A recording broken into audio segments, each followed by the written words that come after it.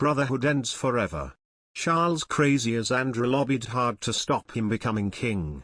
The relationship between the Duke of York and former Prince of Wales is reported to have broken down in recent years.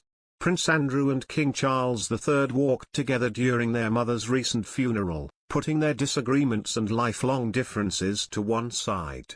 The death of Queen Elizabeth II marked the beginning of Charles' reign, and a new era of royalty.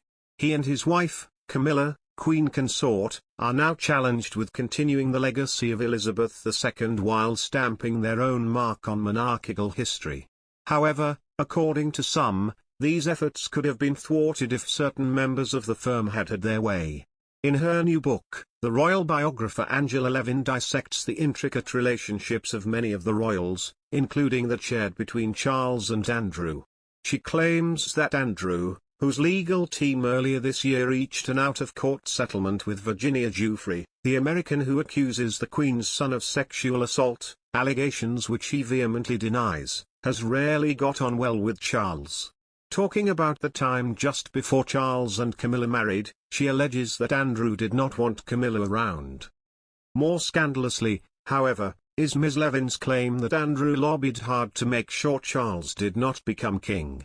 In an abridged extract from her new book, Camilla, Duchess of Cornwall, From Outcast to Queen Consort, published in the Daily Telegraph, she writes that when Diana was alive, through her friendship with Andrew's wife's heir, Duchess of York, she plotted with Andrew to try to push Prince Charles aside so Prince Andrew could become regent to Prince William, who was then a teenager. They were dark and strange times, where paranoia became reality, and this was a worry. Andrew lobbied very hard with the hope that Charles would not become king when his mother died, and that William would wear the crown. His behavior was very, very negative and extremely unpleasant to Queen Elizabeth, who disagreed. I was told it was one of the rare occasions he didn't get his way. Nonetheless, he was apparently very angry that he couldn't rule the country in some way. He remained so hostile to Camilla's emergence and acceptance that it's doubtful it has ever been forgiven. That Charles and Andrew's relationship has been strained is no news. A royal expert has claimed that King Charles III has no plans for Prince Andrew to play a role in the future of the British monarchy following the Queen's death. Nick Bullen, the co-founder of True Royalty TV, said that Prince Andrew's life as a working royal is well and truly over.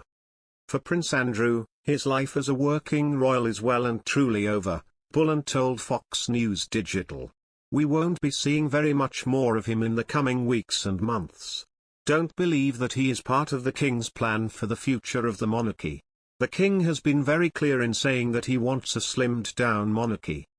Bullen added, the King is focusing on immediate heirs. Having his grandchildren, Prince George and Princess Charlotte as part of the funeral was a very clear message, this is the future.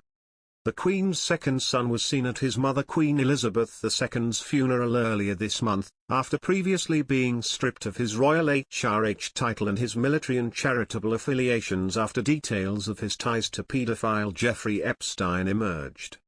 But King Charles is widely reported to be planning a slimmed-down monarchy during his reign, which would mean he could be focusing on his heirs, rather than his disgraced brother.